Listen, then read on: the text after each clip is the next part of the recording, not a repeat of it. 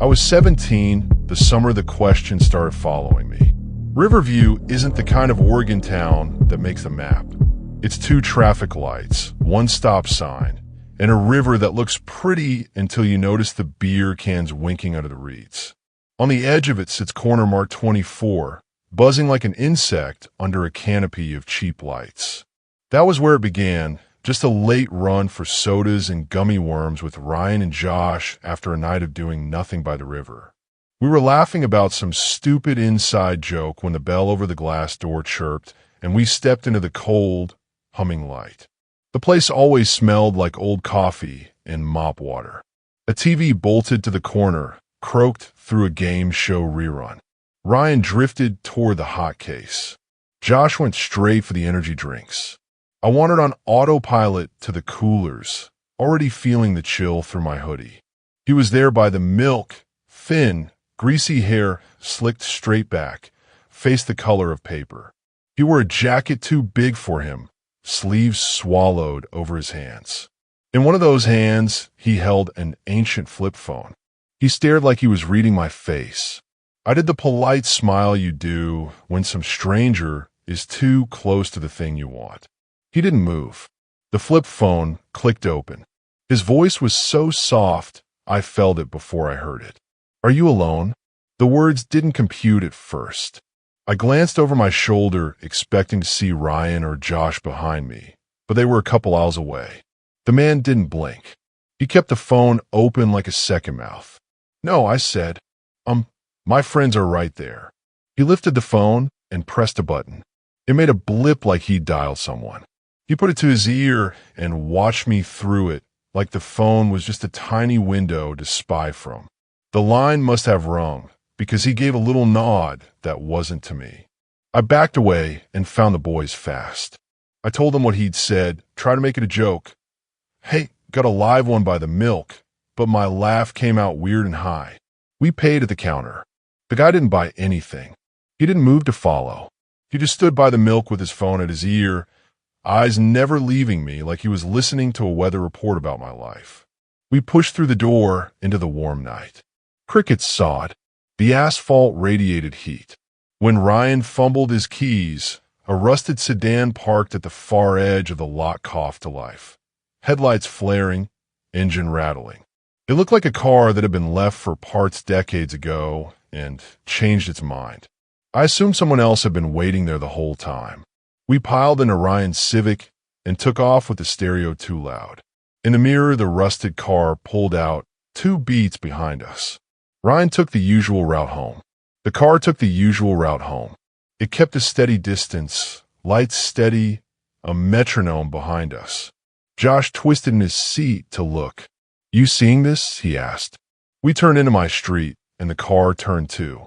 It didn't follow us into our driveway. It rolled on past like an afterthought, slow enough that I could see 2 silhouettes through the windshield. The passenger had something dark across his lap. He set it upright for a second. In the street lamps, it looked like a gun barrel, long and bored, checking the wind. "Call the cops," Josh said, instantly older. By the time we got inside and told my mom, by the time anyone believed the trembling in my voice was real, the car had turned into regular cars, and the night had turned into regular night. My mom walked the porch and said it probably wasn't what I thought. Ryan texted, "Got home." Josh sent a screenshot of his lock screen. A text from an unknown number. "Are you alone?" I stared at it until the letters looked wrong, until they stopped meaning anything. I told him it had to be a prank. He typed back to the number. "Who is this?" No answer. I told myself the man in the store couldn't possibly know our numbers. I told myself a lot of things I needed to sleep. I didn't sleep. The headlights started the next night. Not the same car, I told myself, because that would be insane. Except it was the same slow roll by our house at 3 a.m., the same lingering wash of light over my curtains like a hand pressed to gauze. I lay still and held my breath, listening to the gravel on the shoulder crunch as it idled. When I got brave and parted the curtain, the road was empty, And yet the crunching went on for a few more seconds, like the sound had lagged behind whatever made it. The unknown text came to me the following day. Different numbers. Always the same words. Are you alone? No punctuation. No signature. Sometimes the text arrived while friends were sitting right there with me. Once it came while I was on FaceTime with Ryan, both of us watching the same dumb video, and I felt something inside me turn a glass and ring. We told the sheriff's office. They were kind but tired. They took down a description. Male, mid-40s, greasy hair, flip phone, rusted sedan with mismatched doors. We'll keep an eye out, an officer said, making the phrase somehow both promise and apology. They advised me not to go out at night for a while. The first week, the car just drove by. The second week, footsteps came too, the definite shuffle of someone moving through the gravel shoulder beside our yard around 3 a.m, pausing near the hydrangeas, retreating. On the third week, my bedroom window clicked like someone testing the lock. I watched the darkness until my eyes invented shapes. Sometimes I thought I heard 2 sets of steps.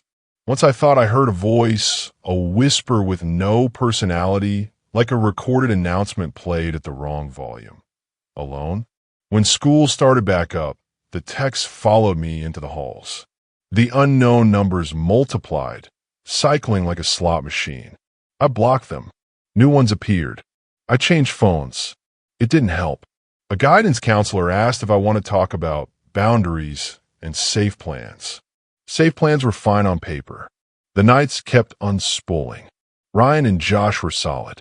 They took turns sleeping on my floor on weekends, claiming just to be hanging out, talking about college and bands, and the one time Josh nearly drowned in a quarry and came up laughing. Their jokes stacked around my bed like sandbags. It almost worked. Then one Tuesday after closing shift at Corner Mart 24, yes, I still had my part-time job there because nothing short of leaving town would change that. I saw the rusted sedan idling at the edge of the lot again. No music, no other cars, just the rattle of its engine and the faint blue of the dash. The driver was a smear behind glass. The passenger had his face turned toward the store like he was listening for his name. I called Ryan and told him not to come get me. I said I would wait it out behind the counter and have the owner lock me in the office. The owner, Dan, laughed like I told a good one and said he'd walk me to the door and watch me get in my ride. I lied and told him my ride was already here. I watched his face fall into confusion and then annoyance. He left me counting scratchers like normal, because normal is a bridge you keep walking until it drops you in the river. The bell chirped. The man from the milk slid in like a bad thought. The flip phone gleamed in his palm. He didn't look at the register. He didn't look at the cameras. He went by the coolers with his big, empty sleeves hiding his hands, and he turned in the light like he was aligning himself with some mark on the floor only he could see. I backed away and put my hand under the counter, not for any weapon, there wasn't one, but because it felt like control to hold something, even the edge of plywood. My phone buzzed on the mat beside the lottery display. An unknown number. I didn't look. The bell chirped again. I thought it might be a customer behind him. It wasn't. It was the door trying to close and not quite making it. The man lifted the flip phone and pressed a button. He said, "Are you alone?" in that almost whisper, looking at me through the little screen as if I were the call. "I'm not," I said, the words scraping. "You need to leave, or I'm calling the police." He smiled then, not with his mouth, with his eyes, the smallest tightening at the corners, like I just confirmed something for him. He took one slow step toward me. Outside, the rusted sedan's headlights flared and went dim, like someone testing a flashlight. The door to the store tried to close again and stalled halfway, the hinge catching with a low, animal sound. "Dan," I called too loud. The back office door didn't open. The TV in the corner went ecstatic for a heartbeat, then came back, the game show audience cheering for a prize none of us would ever see. I did the stupid thing. I ran for the side door by the stockroom, because if the front was jammed, then maybe. It didn't open. The bar thumped uselessly under my weight. The glass looked flimsy as candy, but when I smacked my palm against it, it held like stone. The man by the coolers watched me the way a cat watches a moth. The sedan outside idled closer to the curb, one tire bumping the lip. Damn! I yelled again. I could hear the blood in my ears. The man raised his flip phone, maybe to take a picture, maybe to make another call. I thought of the passenger with the long thing across his lap. I thought of the boys and how proud they'd been of the stupid band they were starting, how they kept saying they'd play a set at the fall festival, and I kept teasing them, because teasing is easy until it's a ghost of voice in your head forever. I thought of my mother's hands on the porch rail, white to the knuckles. My phone buzzed again. I didn't want to look. I looked anyway. Are you alone? I don't remember deciding to move. I remember the short, tearing sound of my breath. I vaulted the counter, knocked over the plastic tray of keychains, and slammed my shoulder into the front door. It held, then shrieked, then lurched. The man was suddenly closer, so close I could smell something old on his jacket. Not cologne, something warm and animal like a nest. His eyes were colorless as winter sky. A third hit, and the door spat me into the night. I almost fell. The sedan was right there, angled like a mouth.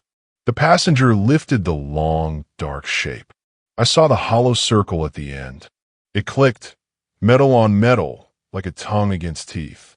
The driver's face was shadowed, a furrow of a brow, a slit of grin. The car inched forward, the bumper nudging my knees like a dog, choosing whether to bite. I ran. I didn't run well. I ran like the piece of me that always lives behind my ribs had been jerked forward by a wire and my body was stumbling after it. I cut between two parked pickups, vaulted a stack of empty soda crates, and hit the chain-link fence at the back like a thrown doll. The mesh dug crescents into my palms. I climbed anyway, legs lead, breath knives. The sedan's engine revved. Gravel sprayed. I dropped on the other side, rolled into weeds, came up with dirt in my mouth, and sprinted for the black stripe of the service road. Headlights swung and missed me. A horn barked. Somewhere a dog went off like an alarm. The service road bled into a line of pines. I took them like doors. Branches slapped my face.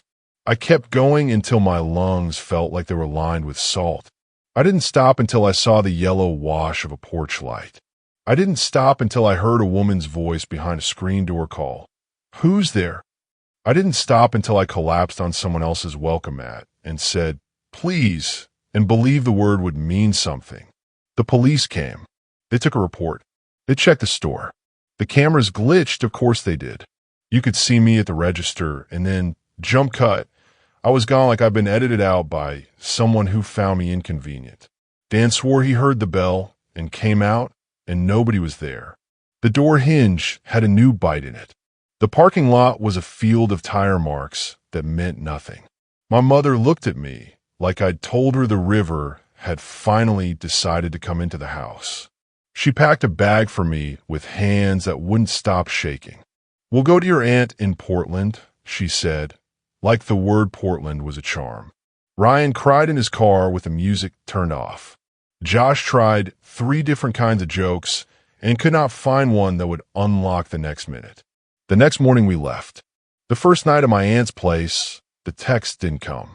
The second night, at 3:02 a.m., my phone buzzed. I flipped it open. New phone, new number, different carrier, different city, and saw the words arranged in their neat little line. Are you alone? I blocked the number. I put the phone under a book and stared at the ceiling. When I finally slept, I dreamed of the rusted sedan parked under my aunt's lilac bushes, its engine idling like a purr.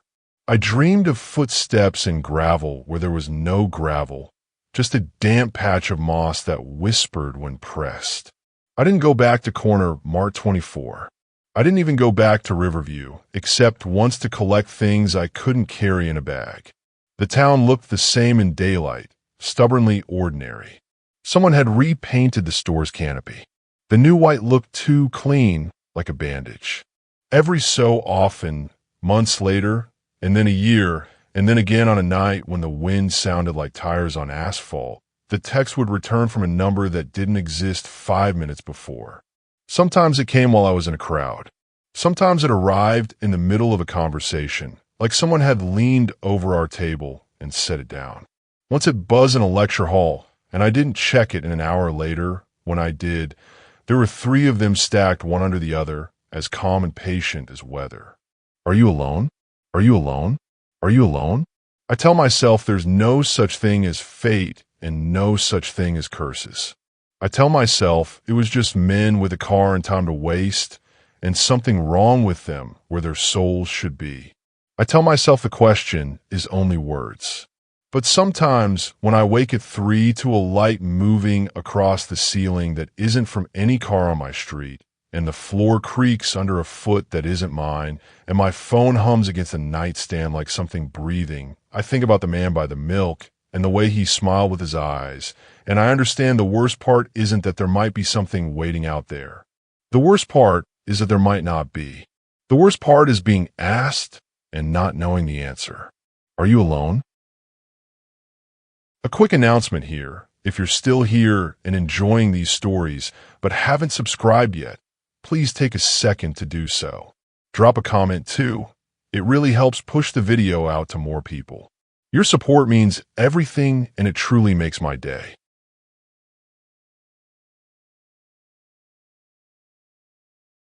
Night shifts make Riverside, Texaco feel like a set nobody struck.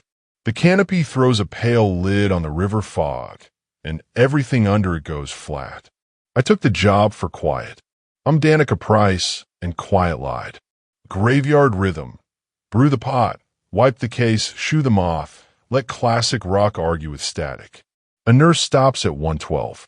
A little after, a man in a vinyl jacket, Harvey on his patch, drifts the aisles, pays an exact change, and leaves like a ghost that asked permission. This Tuesday, the fog pressed its face to the glass until it sweated. I was restocking jerky when the pumps coughed. Screens woke, numbers blinked, chirps cascaded. I checked the monitors for rectangles of lot. No cars, no people, only hoses sleeping in their cradles. Pump 2 clicked awake. 3, 4. Card readers flashed green in sequence, a patient heartbeat. Evening, someone said behind me. The bell hadn't chimed. I turned. Harvey stood at the counter, a scratch-off held like a prayer card. You got a leak? He asked, tipping his chin at the glass. Software hiccup, I said, the manual's phrase for we don't know. He peered past me, reading something I couldn't. Pump 4's hungry, he murmured, and smiled like a man testing the fit of a borrowed expression. The women's restroom light flicked on. I hadn't unlocked it yet. The bright seam along the door spread across tile like a knife. I went anyway. From inside, someone screamed. Short, cut off, like a hand met boiling water. I dialed 911. The dispatcher promised units and added a trained, if it's safe to check. Harvey exhaled a syllable that might have been don't. I grabbed the keys and went. The cooler doors mirrored me. I knocked. Store employee. Are you okay? A trembling bag of air answered. I unlocked. The door opened an inch, jammed against something rubbery. Back from the door, I said and pushed. The resistance let go. I stumbled in. Bleach, wrought iron. The mirror leaked condensation from nowhere. Stalls gaped. On the tile before the far stall lay a dark puddle shaped like someone kneeling. It trembled. That's the part that sounds like story. A shiver traveled from the center to the edges, quick waves like a voice trembling. When I stepped closer, the ripples ran toward my shoes. I crouched, my face bent too far down in the reflection, as if the floor had dropped into a well. Sirens thinned. Harvey stood in the doorway, though the front bell hadn't rung. Told you, he whispered, like a man praying to the wrong god. Officer Lane arrived. gray eyes, measured shoulders, a neat mustache. He cleared the front, then came to the hall with his weapon drawn. I said women's, and he didn't roll his eyes. He moved. He looked at the puddle. He looked at me. You touch anything? No. See anyone leave? Light turned on. Door locked. I heard a scream. Then that. He prodded the puddle with his boot. It recoiled from leather. He kicked the far stall. Empty. He swept. Holstered. Scrubbed his scalp. Harvey, he said, surprised by the name. You good? Harvey's face looked borrowed. Officer, I was about to leave when the pumps. The intercom cracked. A thin, hollow voice poured through the ceiling, authorized stretched to the edge. The pumps coughed in answer. Nozzles twitched like sleeping animals dreaming. Lane's radio spit snow. Dispatch, I need nothing. He gestured me back, then yanked the restroom door shut. The latch settled. From inside came 3 soft slaps on tile. Knock, knock, knock. He kicked the door open. The room reset. Mirror dry, smell thin, floor clean. The puddle was gone. Lane's jaw ticked. He took a pace over the threshold, then froze, eyes drawn to the tile before the far stall. The puddle trembled there again, exactly centered.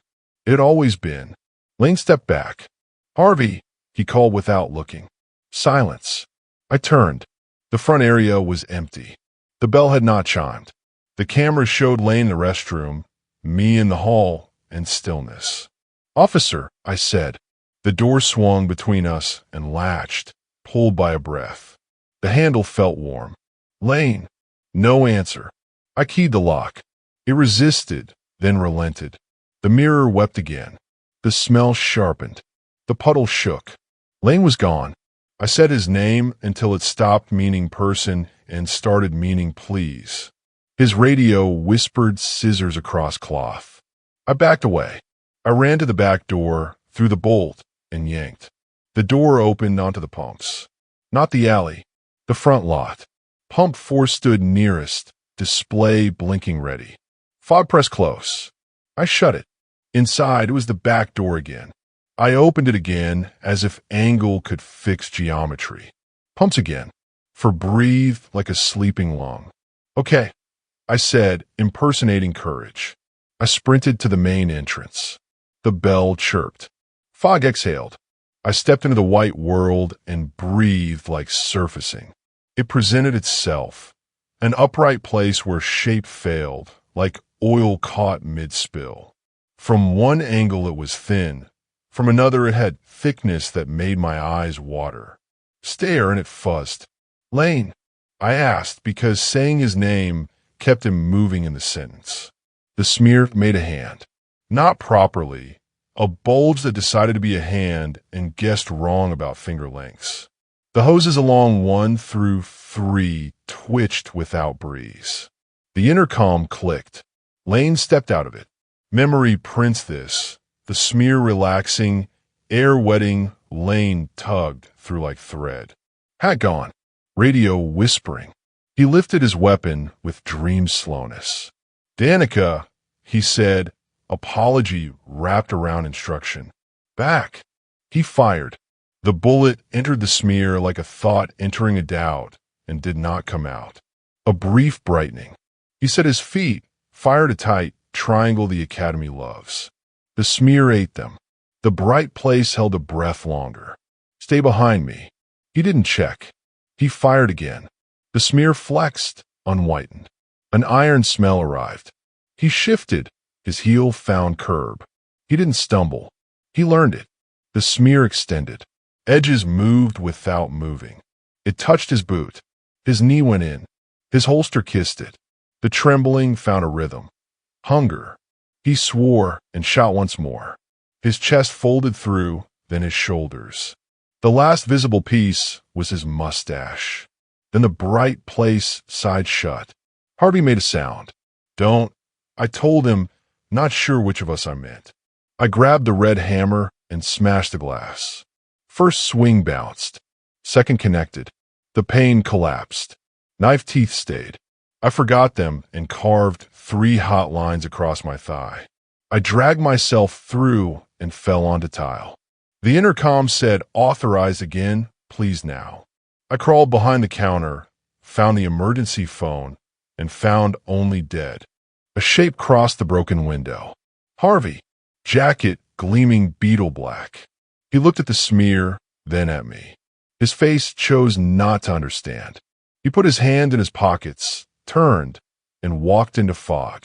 Units arrived with wobbling lights and practiced voices. The smear did not appear. Pumps slept. Restroom looked bored. The back door opened on the back. I bled. I trembled. I signed a form with a hand I had to watch. They reviewed CCTV. It showed static where useful should have played. When I swung the hammer, the feed cut. On camera, I vanished at the window and reappeared on the floor. Lane's body cam exported minutes of gray ash and whispering. On paper, there was no Lane, no Harvey, no scream. There was only me, an anxious clerk who broke a window and cut her leg. "Officer Lane," I kept saying to anyone with stripes enough to lie kindly. "We are searching." A sergeant told me, "Careful. They will search a long time."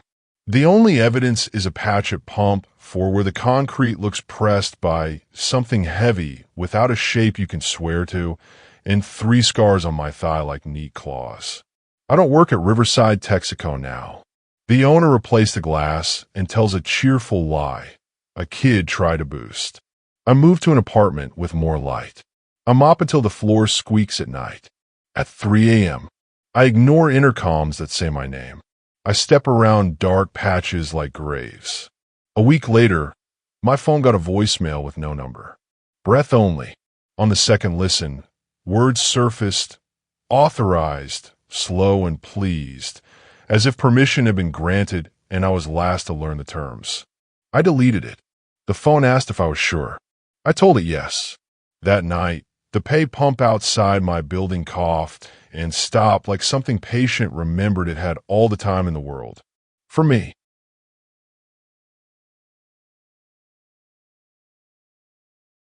I was 27 when I learned that guilt has teeth. Route 17 in upstate New York isn't a highway, so much as a scar across the hills, and Miller's Gas and Quick Stop sits on its deepest part. I took the job because I was broke and hiding from the past. Minimum wage is a kind of penance. My name's Rachel, and 3 summers earlier I hit a girl with my car in the rain and didn't stop. That night the air pressed down, swollen with storm. Fluorescents flickered as if tired. I just cashed out a trucker named Lou, a big man with wrists like hammers who smelled faintly of diesel and cigarettes. He leaned across the counter. "Storm's gonna drown you. Best close early," he said. "Corporate doesn't close." I answered. He gave me a look that said some things way heavier than payroll, then left. The first strange thing, the pumps clicked alive with no cars at them. A hose slithered in its cradle, numbers blinking like invisible hands gripped it. Then I smelled it, iron and rot, the scent of wet pennies pressed to skin. When I looked up, she stood by the sliding door. A girl about 15, dripping hair plastered to her face, hoodie dark with water.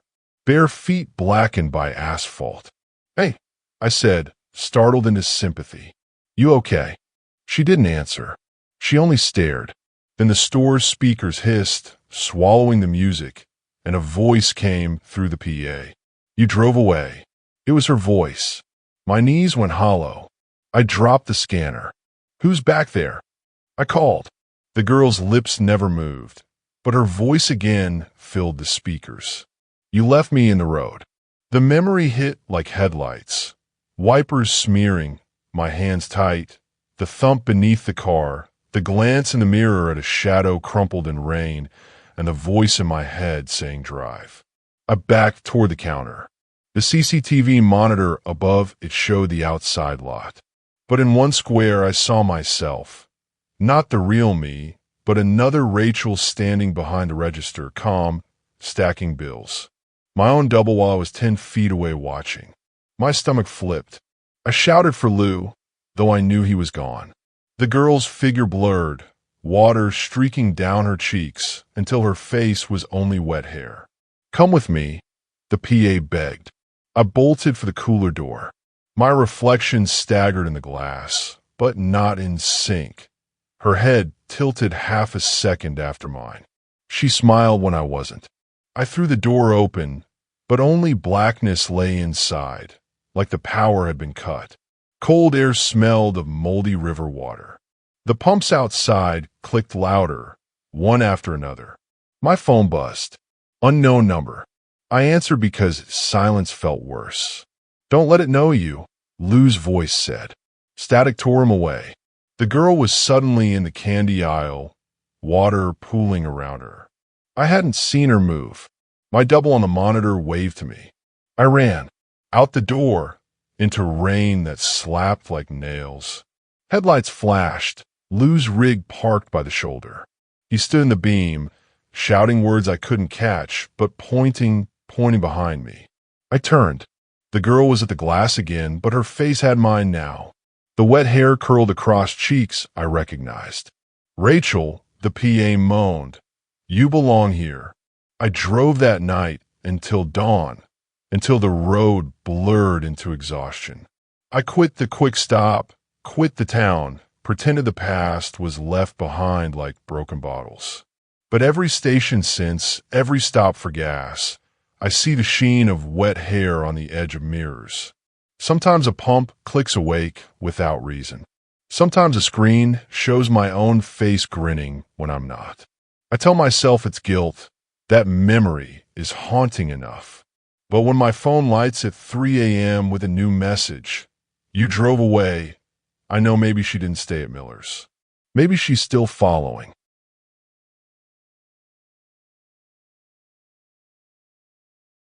I didn't want to work nights anymore, but the rent didn't care. My name is Rachel, and in Savannah, Georgia, Miller's Gas and Go was the only place hiring for graveyard shifts. By the time my friends Mark and Marcy signed on too, I'd stopped complaining. Shared misery is lighter, or at least it should have been. The first week felt normal enough. Drunks buying cigarettes, couples buying beer, late truckers needing coffee thick as tar. The second week is when the man in the parka showed up. It was July, 90 degrees at midnight, and the air stuck like syrup. Yet there he was, standing at pump 6 in a heavy parka, hood up, hands hidden. The strange thing wasn't just his clothes. The strange thing was that when I stepped outside to ask if he needed help, pump 6 stood empty. When I came back in, Mark pointed at the monitor above the counter. "You didn't see him?" The screen showed him standing there clear as daylight, hood turned toward the store. On the real lot, nothing. That night the women's restroom mirror rippled.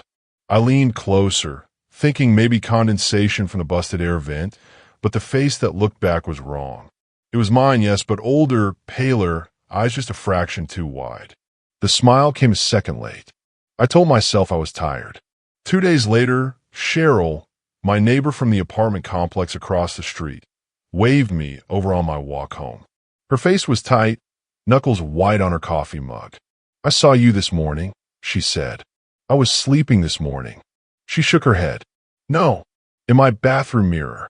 I was brushing my teeth, and you were behind me. But you didn't line up. You just stared." I laughed because the other option was to panic. But her voice cracked when she added, "Rachel, it wasn't you. It was waiting." That weekend, a local named Terrence stopped by. He was the kind of man who smelled of motor oil and river water, a permanent fixture of the neighborhood. He bought a pack of gum, leaned close, and said, "They're replacements, you know, the ones in the glass. They're just waiting for us to step aside." I asked him what he meant, but he only patted the counter like it was a coffin lid and left. By the third week, we all noticed it. The restroom mirrors knocked from the other side. First soft, then sharper, as if impatient. Once when I turned on the light, the mirror fogged instantly, though the air was cool. A handprint pressed from inside. That night, Marcy didn't seem surprised. She only said, "It wants you to answer." Her calm unsettled me more than the handprint. One shift, Cheryl staggered in, face drained of blood. She pointed at me, then at the cooler door. "There," she whispered. I followed her gaze. My reflection in the glass didn't stand where I did. It tilted its head, smiled, and lifted a hand. I hadn't moved. Marcy stared at it too, but instead of panicking, she whispered, "She's almost ready." I grabbed her wrist. "You saw that and you're okay?" She didn't answer. Her eyes gleamed wet, like she was proud. From then on, Marcy worked shifts like she belonged to someone else. She'd spend long minutes staring into the cooler doors, nodding at her reflection. Once I caught her murmuring, "Yes, I will." Mark noticed too, but he drowned fear in sarcasm. "She's just tired," he said, but he didn't meet my eyes when he said it. One night Cheryl came running into the store, shaking so hard I thought she'd break. "It was in my mirror again," she sobbed. "It moved when I didn't." "Rachel," it waved me closer. Before I could calm her, the restroom door creaked open. Cheryl froze. Her reflection had already stepped out. I swear it. Cheryl stood stiff as her double beckoned from the restroom mirror. The same clothes, same hair, only smiling wider, eyes unblinking. Cheryl gasped. Her breath fogged the air. Then she went still.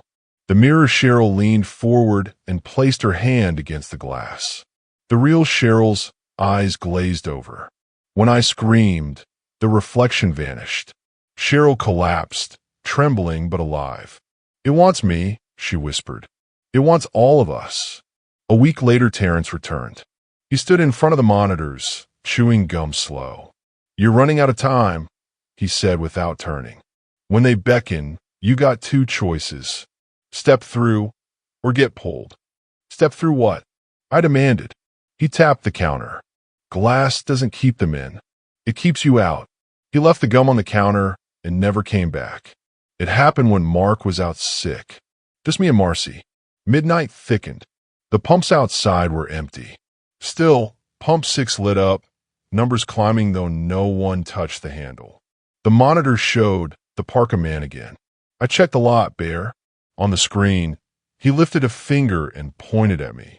The restroom door creaked. Knocking followed. Then the mirror in the women's restroom rippled like water. Marcy grabbed my arm, her voice calm and reverent. "It's time. They've chosen you." I shove her away. "What the hell are you talking about?" She smiled, lips trembling like someone seeing God. "They want you to step in. If you don't, you'll lose yourself anyway. Just look." I did. My reflection leaned forward from the glass, eyes wide, smiling too much. She beckoned. The knock came again. Louder. 3 precise raps, as if on a coffin. I stumbled back. Marcy stepped closer. "If you won't, then I will." She pressed her hand to the glass. Her reflection pressed back. For a moment, nothing happened.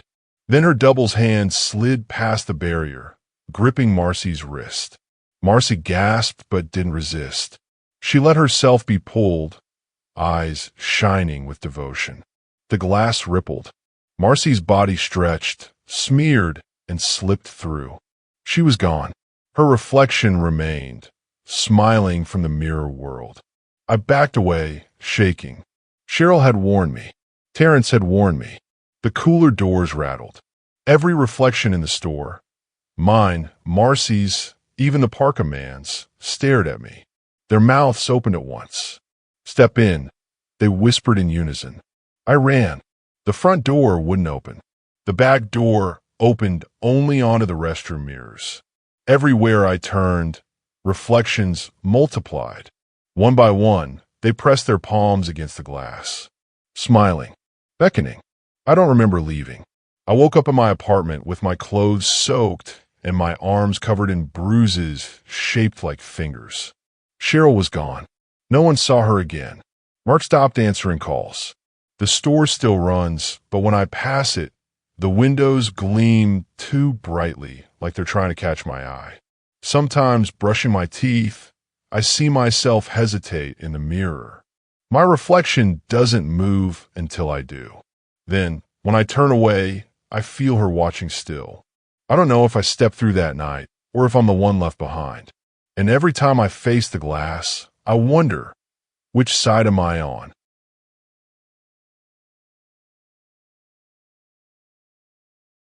The Hollow Fuel and Mart sat on the edge of Pine Hollow, Oregon, the kind of town where fog clings to the road shoulders and every building seems one storm away from rot.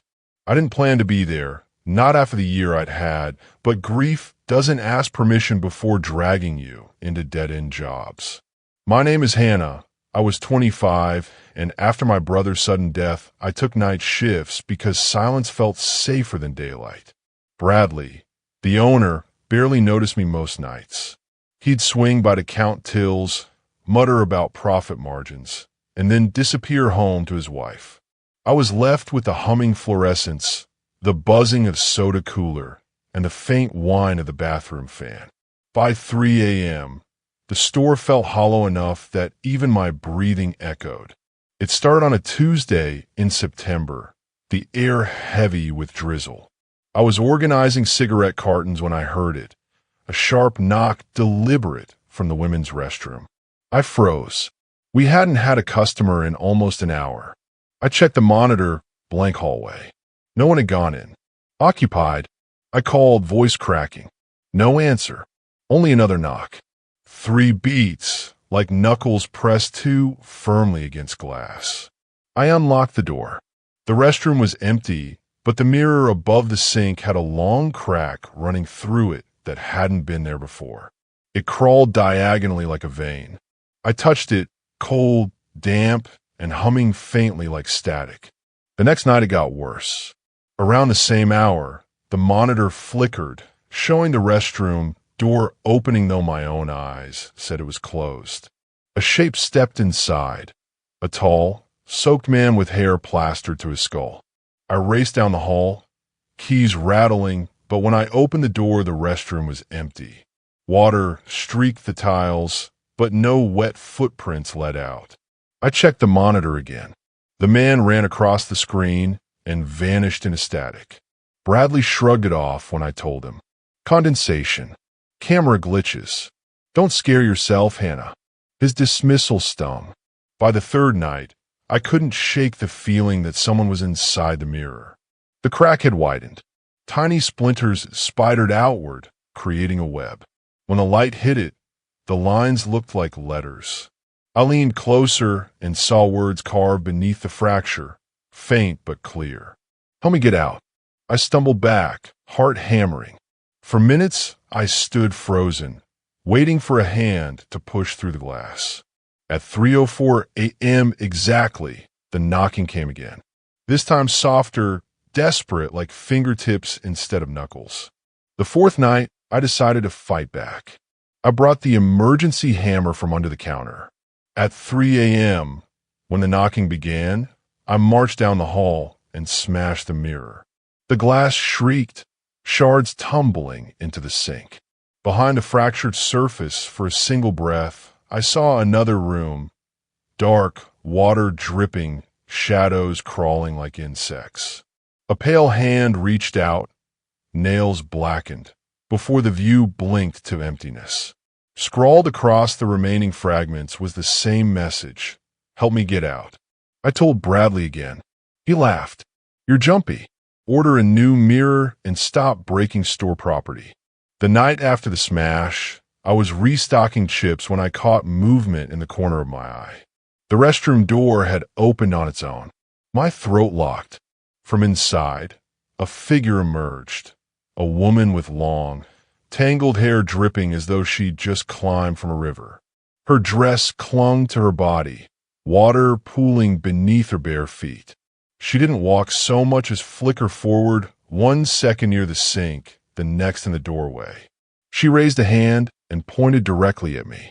Her eyes were blank sockets, dark water running from them down her cheeks. Then just as suddenly she blinked out. The puddle she left behind remained. I couldn't keep it together.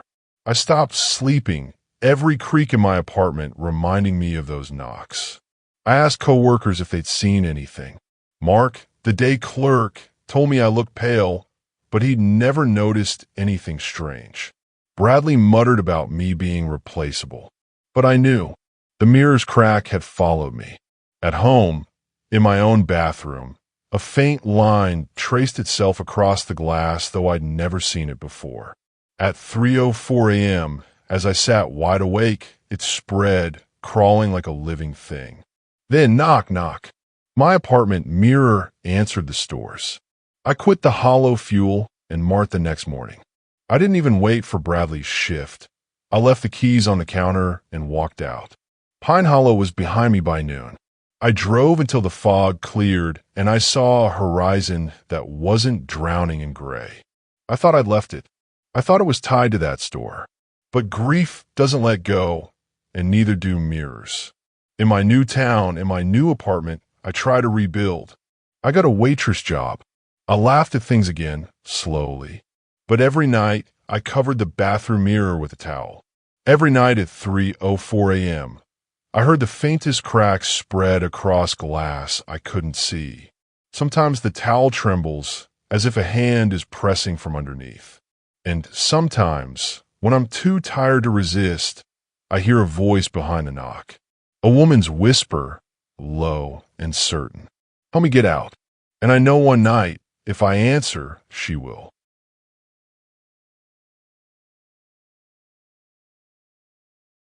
Erie, Pennsylvania has fog like no other place I've lived. It doesn't roll in, it swallows. Working nights at Lakeside Fuel, and Mart meant stepping into that swallowing, into hours where the world narrowed to one aisle of potato chips and the echo of my own breath. My name is Marissa, 29, and I managed to make peace with the boredom until the night the fog brought company. The first thing was the light. Pumped for had been dead for months, the bulb above it blown. That night, though, the camera monitor showed a figure standing under the lamp, and the lamp glowed faintly, like fog itself had caught fire. The figure didn't move, didn't shift, didn't even breathe, just stood, head tilted, arms slack. Customer, Travis, my manager, muttered when I called him over. He squinted. No car. Maybe glitch. But the figure stayed. At 12:14 a.m., wet footprints appeared on the tile between aisles. Barefoot, leading nowhere. Beth, one of our regulars, wandered in a little later. She lived nearby, sweet older woman who bought scratch-offs and coffee at all hours. Storm's heavy tonight, she said, shivering. The lights cut thin, sudden and absolute. The freezers sighed into silence. The hum of electricity vanished. The darkness was alive. From somewhere close, dragging echoed, slow, scraping like nails clawing at concrete. Travis fumbled for a flashlight. Its weak beam found fog pressing against the glass doors, writhing like it wanted in. The dragging moved closer, circling. Stay here, he said, but his voice cracked. We made the mistake of running. Out into the parking lot, into the suffocating fog where the world shrank to a single cone of light from Travis's torch. The dragging followed, steady and patient, as if something enormous scraped its belly across the pavement. Beth clutched my arm. It's right behind us. I looked over my shoulder and saw nothing but gray. But then, just outside the reach of the flashlight, another pair of eyes gleamed, eyes that looked like mine. We reached the edge of the lot where a lonely street lamp flickered. I stopped beneath it, gasping, fog swirling around my ankles. Beth whispered my name. Standing under the light was me. My double. Same jacket, same hair, same shallow panting. Only her mouth moved, whispering a word that sounded wet and broken. Temporary. I reeled back. What? The other Marissa tilted her head like a puppet and smiled faintly. Temporary, she repeated, each syllable like a verdict. Beth screamed. I spun, but she was gone. Her scream dissolved into the fog, leaving only the dragging, closer now, circling me like a predator. Travis's flashlight cut out, swallowed. I heard him shout once, and then silence. I was alone. The other me still stood beneath the lamp, whispering. Temporary. Temporary. The word burrowed into my skull. Temporary life. Temporary choices. Temporary safety. I ran. When I stumbled back into the store, gasping, the lights had returned. The pumps were quiet. The monitors showed nothing but empty pavement. No footprints, no fog pressing against the glass. But Beth never came back. Neither did Travis. Their car sat in the lot until morning, doors locked, keys inside. Police asked questions I couldn't answer. They wrote reports that went nowhere. The tapes from the cameras showed static between midnight and dawn. Since that night, the dragging hasn't left me. Some evenings I hear it across the street. Some nights I hear it pacing below my apartment. And always, under the thin glow of street lamps, I glimpse her, my double, whispering the word that refuses to leave me. Temporary. It isn't just about choices. It isn't just about life. It's about me. My body. My breath. My time here. All of it temporary. And one night, when the fog presses close enough, when the dragging reaches my door, the other me will step out of the lamp and take what was always hers.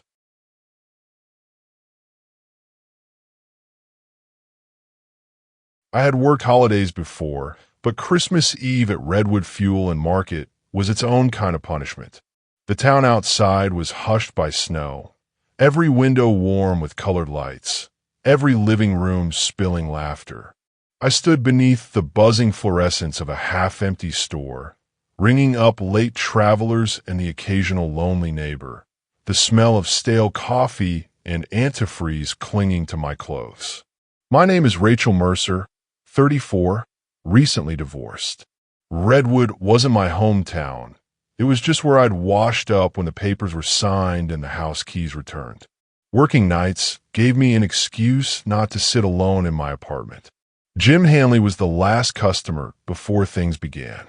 He was a wiry man in his 60s who spent more time than he should buying scratch tickets and arguing with a lottery machine.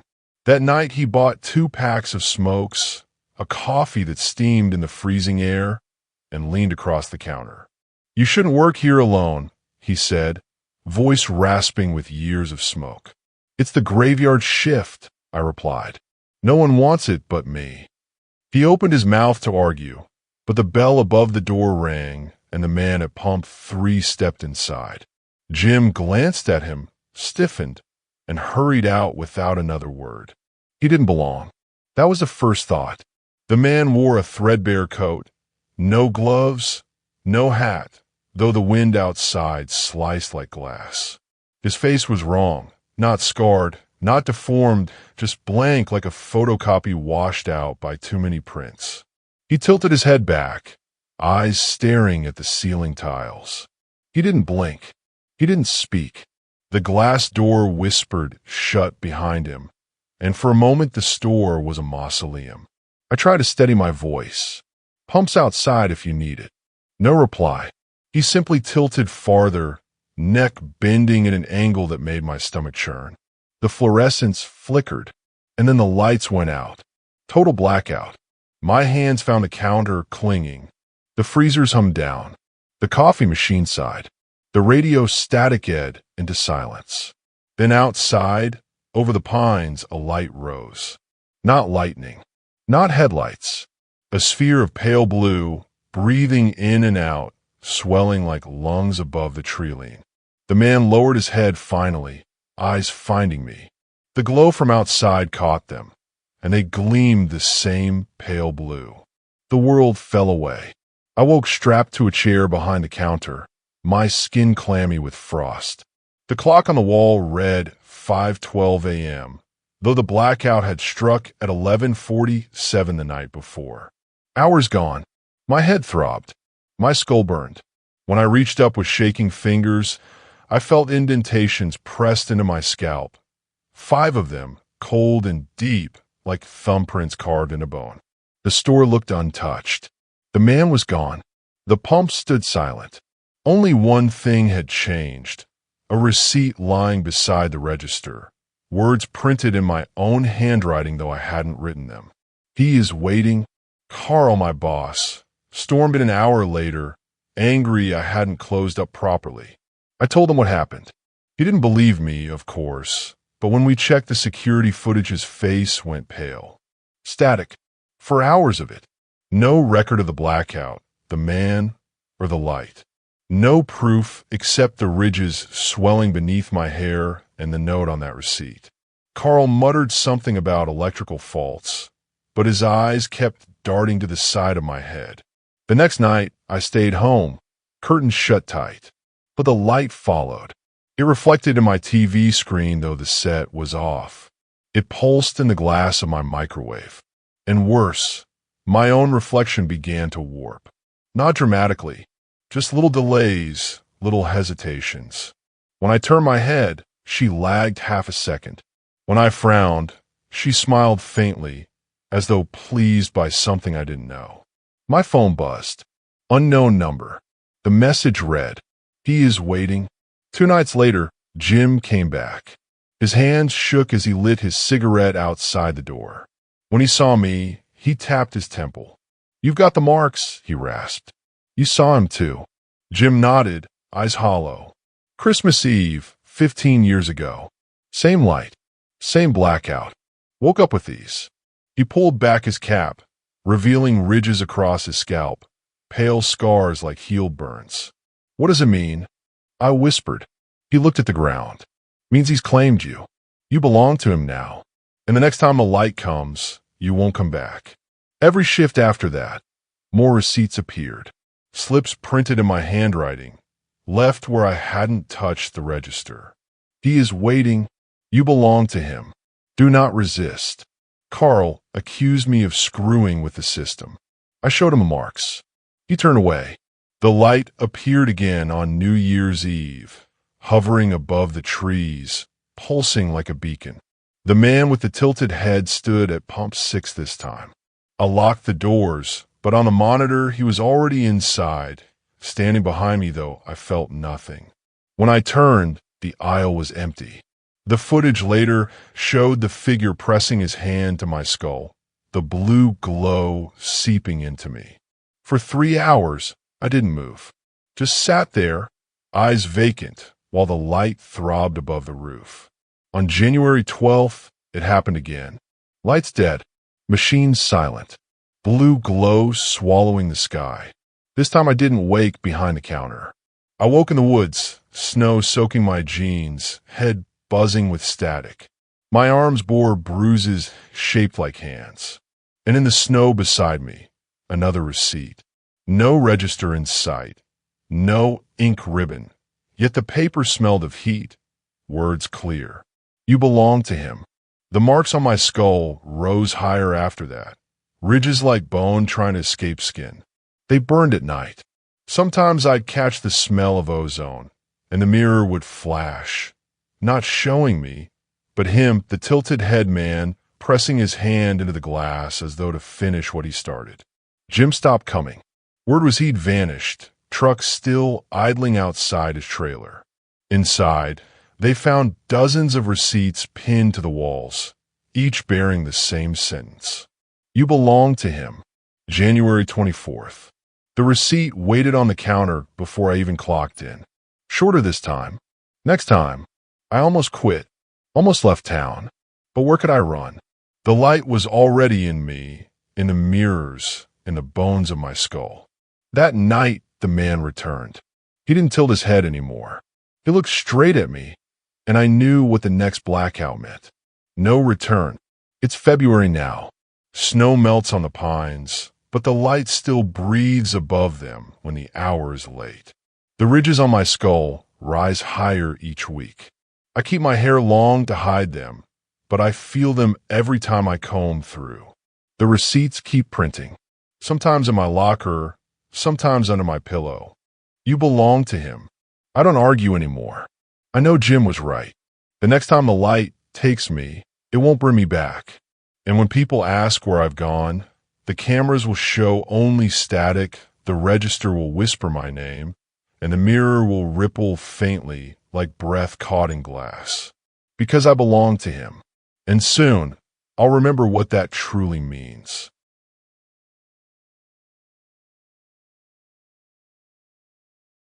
I wasn't hired to explain the late-night rumors about Miller's Fuel and Mart. I was hired to keep the register honest and the hot case full. Dayton nights are long, but ordinary, or that's what I told the new trainee. My name is Marissa Keene. I was 29 the night time stalled and my life got audited by something that knew the books better than I did.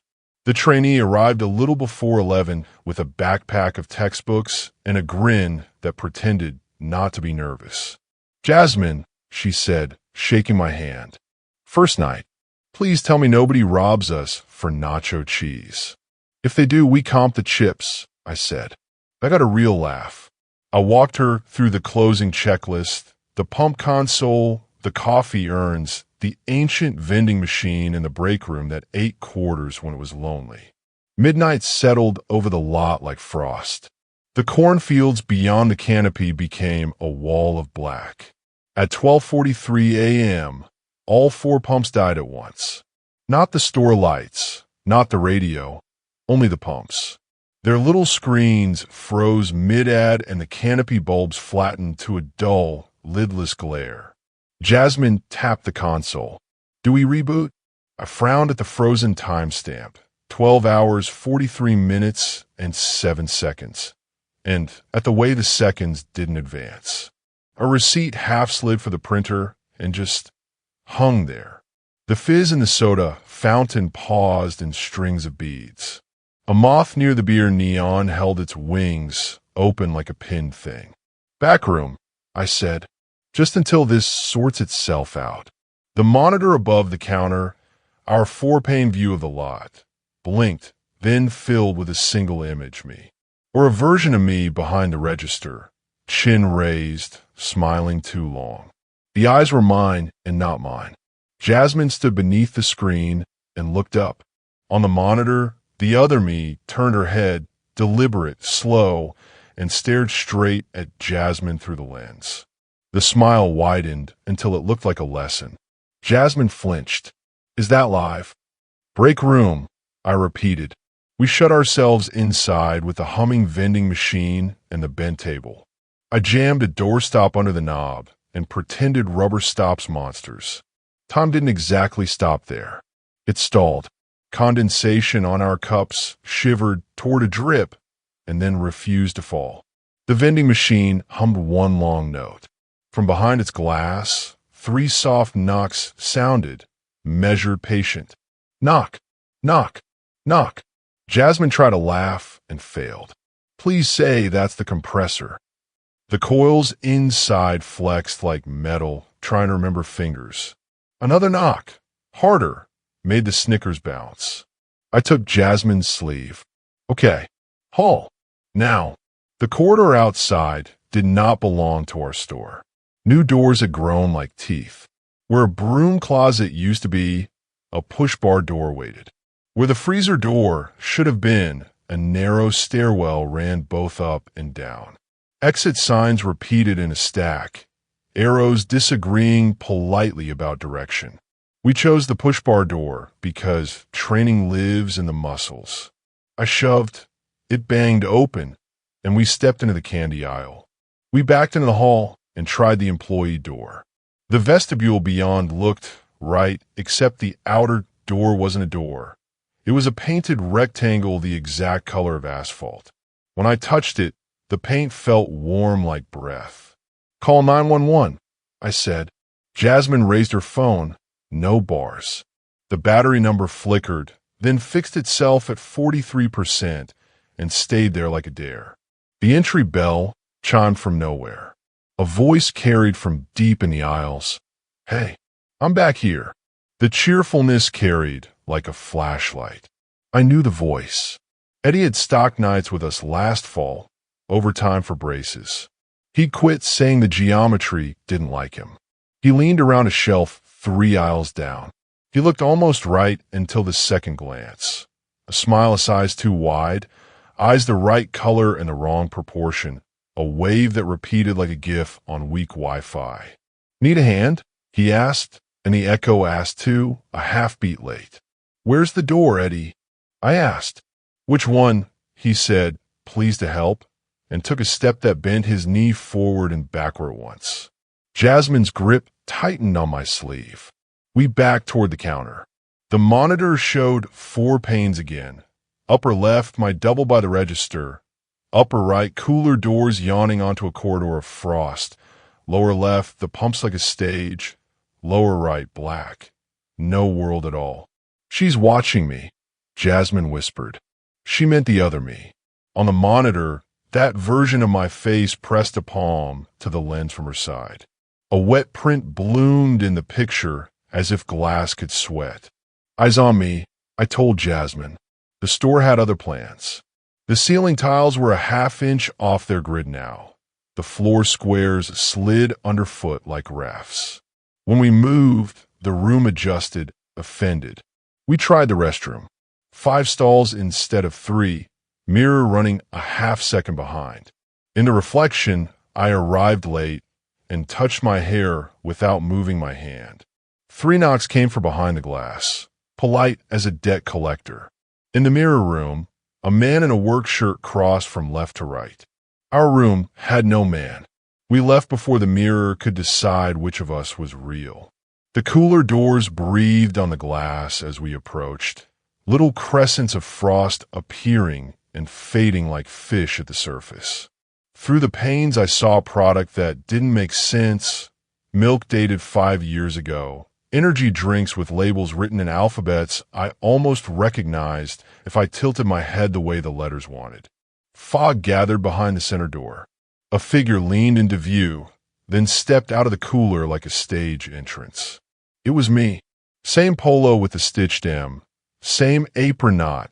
Same crescent scar on my eyebrow. Only the eyes were tuned to a channel between channels. "Trade?" she asked pleasantly, as if we were swapping shifts. Jasmine made a tiny sound and moved between us before she realized she had. The other me smiled without heat and turned my apron inside out. The seams formed little symbols I could almost read if I held my breath. "No," I said. The words sounded small and the store big. The black paint on the monitor filled with static with a texture you could have combed. Threads of white reached out of the picture and touched the air, tasting it. One brushed Jasmine's sleeve and stuck like cotton candy. "Move," I said. She didn't. The thread tugged. Static thickened into sheets and wrapped her. Her fingers sank into her shirt like warm clay. "Don't look at the screen," I said, and realized every surface reflected us. The cooler glass, the coffee urn, the chrome napkin box, the convex bubble over the cigarettes. The static pulled once, clean and decisive, and Jasmine tore. Not blood, not bone. She came apart into snow, her outline translating into a rush of white noise that the monitor drank like a tide going home. For a beat, the room had no sound. Then the store remembered its hum and turned it on too loud. "Jasmine," I said, because names deserve to be said where they were last heard. The other me tilted her head with professional sympathy. "She won't be cold," she said. Eddie appeared at the end of the aisle again, shoulders misaligned. "Trade," he whispered. "Easier that way." When he pressed a hand to his chest, his palm left a frost print that didn't fade. I clutched my apron like a talisman. The other me extended her hands for mine, gentle, patient. Up close, she smelled like Freon and old paper. "After midnight, we keep the totals even," she said. "You rest. I cover. Inventory requires replacements. What happens if I say no?" She didn't threaten. She shrugged the exact shrug I use when customers ask for a brand we don't stock. "You'll learn." We try to run the maze again. Doors opened onto aisles that led to doors that opened onto the same aisles. A ladder in the stockroom climbed into shelves that couldn't exist above a one-story building. The employee restroom mirror lagged 5 seconds. I watched myself burst in and didn't look up to meet me. The painted rectangle at the vestibule kept the color of night, but never the depth. So I stopped. I stood in the center of the chips and said, "Okay." The store exhaled like it had been waiting for me to accept the math. When I came back to the counter, the other me was counting singles into the till with crisp, familiar precision. The pumps tried to restart, failed, tried again. The console clock lurched from 07 to 08. The vending machine in the break room knocked once, twice, 3 times, gentle now, satisfied. "Shift change," she said. "Apron." I nodded it. The ties had left into my waist. She slipped it on, and it lay on her shoulders flatter than fabric. We clasped hands because the gesture seemed required, old ritual in a new church. My palms met something with the give of a membrane stretched over a throat. My reflection in the cooler smiled as if photographed mid-toast. "After midnight, I'm Marissa," she said. "Until midnight you are. Don't stare at reflections. They're for counting. If a machine knocks, wait 3 before you answer. It keeps the totals even." The ceiling tiles slid back into their grid. The floor steadied. The exit signs agreed. The outer door returned to being a door. Outside, wind remembered to move. The console clock advanced. 12:44 arrived, like an apology. We worked. A nurse came in. We gave her coffee.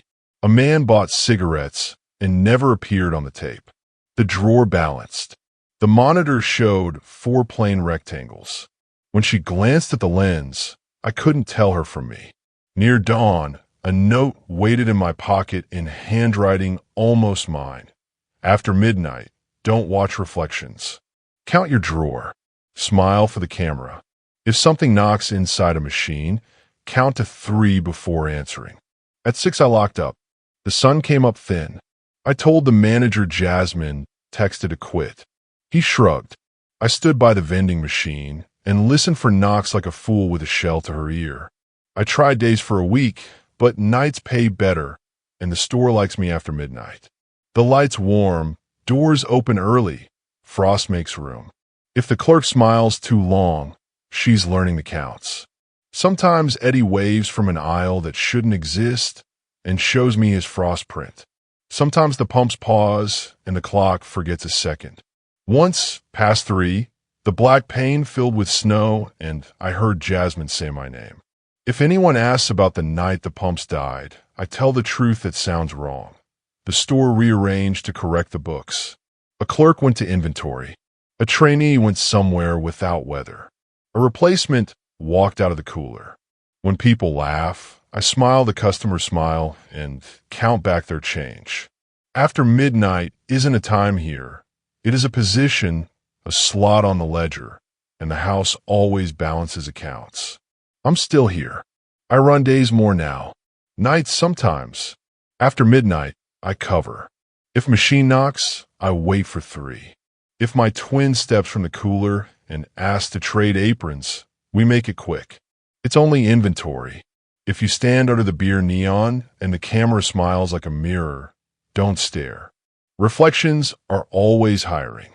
They'll offer the late shift, and you won't feel cold until after the count.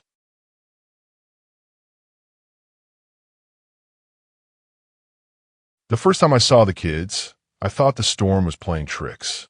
The canopy lights over the pumps turned the rain into silver threads, and the wet asphalt mirrored the world until you couldn't tell where ground ended and air began. Reflections can look like people if you want them to, but reflections don't breathe fog into the glass. They don't blink or stand in rows. I was 22, broke and bitter, a dropout running the graveyard at trailside fuel and food, a gas stop abandoned to a half-forgotten stretch of I-85 in Alabama. At 2 in the morning, I looked up from crossword and saw them through the sliding doors, a line of children standing at the edge of the canopy, just inside the spill of light. They wore thin pajamas and rain-soaked coats, hair plastered to their heads, eyes wide and unblinking. They didn't wave, didn't knock, didn't even fidget. They simply stood and stared, rain painting ropes off their shoulders. "Hey," I called, my hand resting on the panic bar.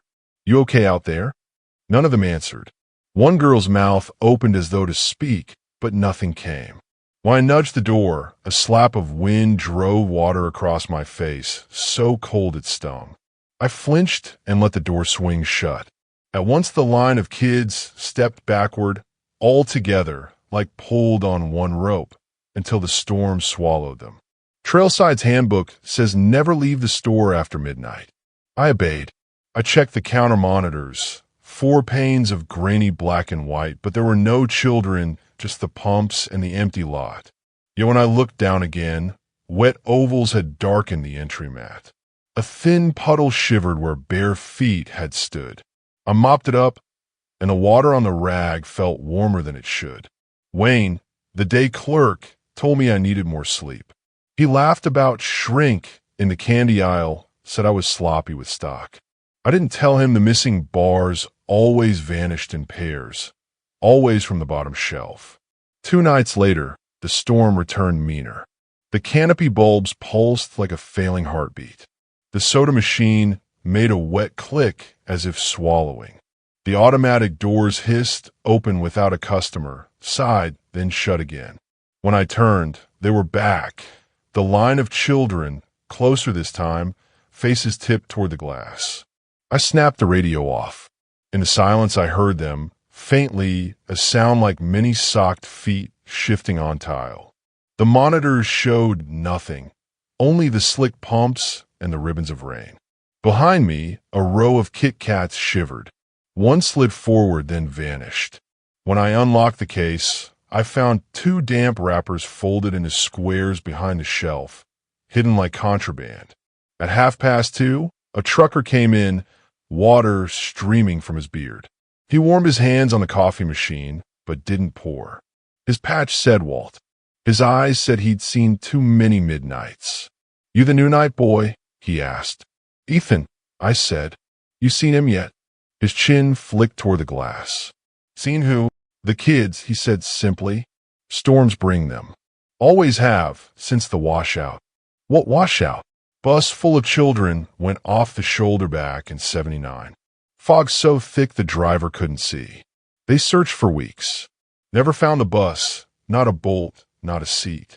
The water took it. And ever since, when the fog rolls thick, the kids come back." He leaned closer, voice rough.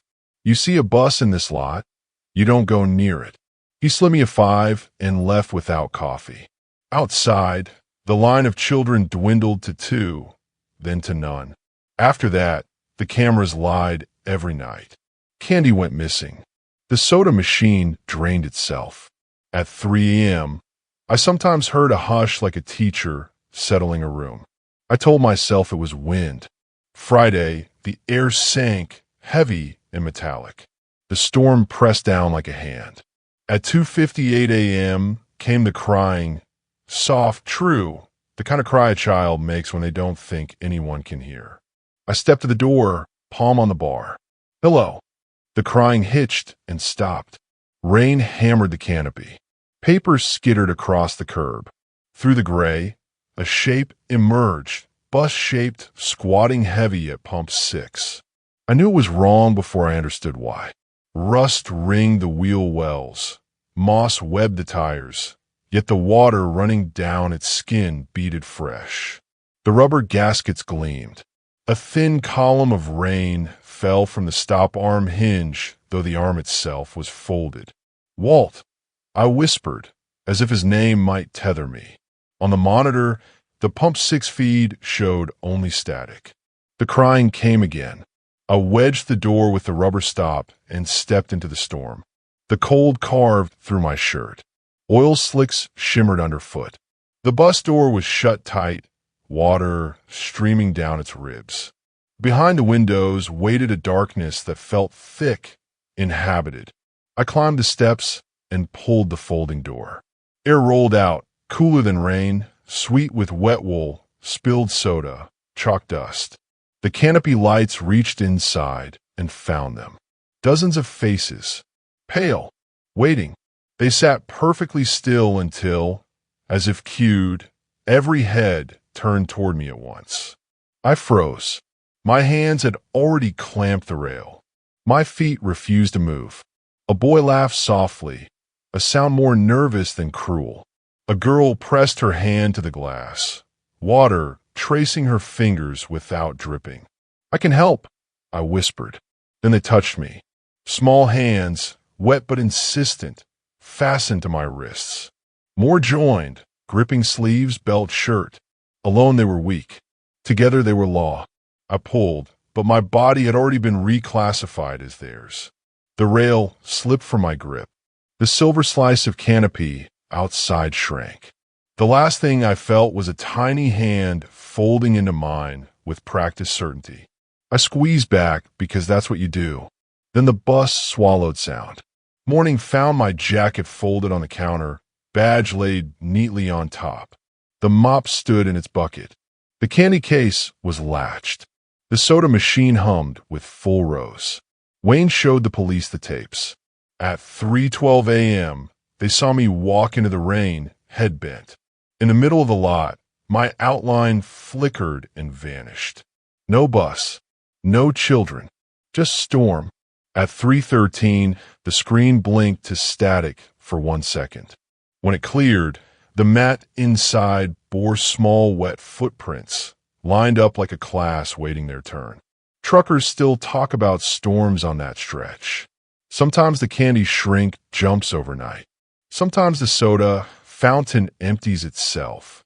Sometimes the morning clerk finds the mat wet with prints too small to be his.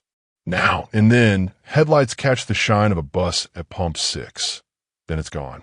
If you ever stop for gas when the rain is thick enough to erase the edges, don't answer the crying. If you take the night shift and find the mat wet though the lot is dry, fold the jacket of the one before you and set it on the counter. Someone has to be neat. Someone has to keep the lesson.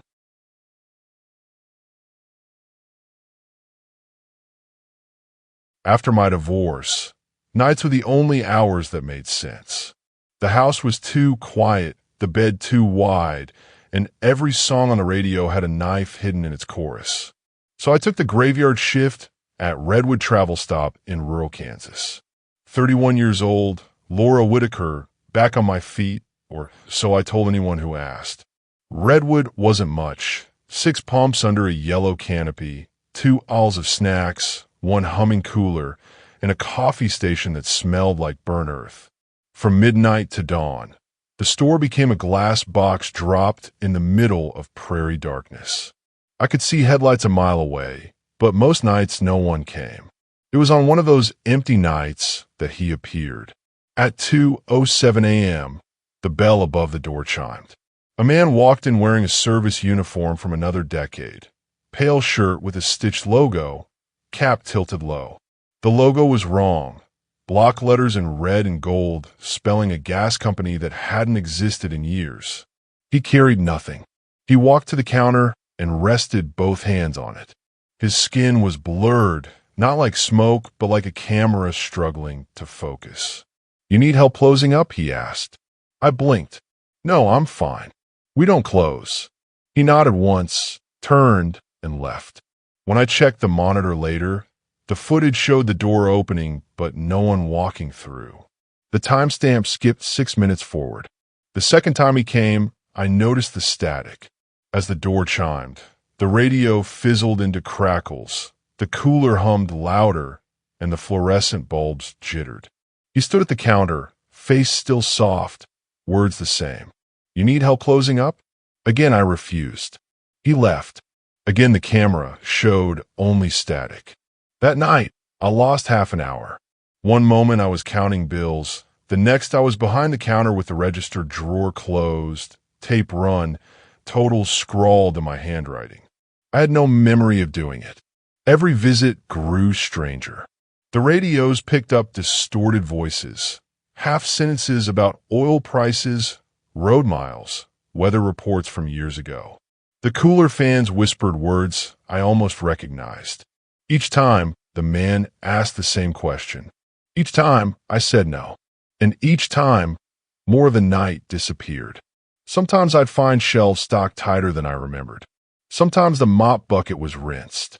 Once, the floor gleamed though I hadn't touched it. The store was being cleaned, but not by me.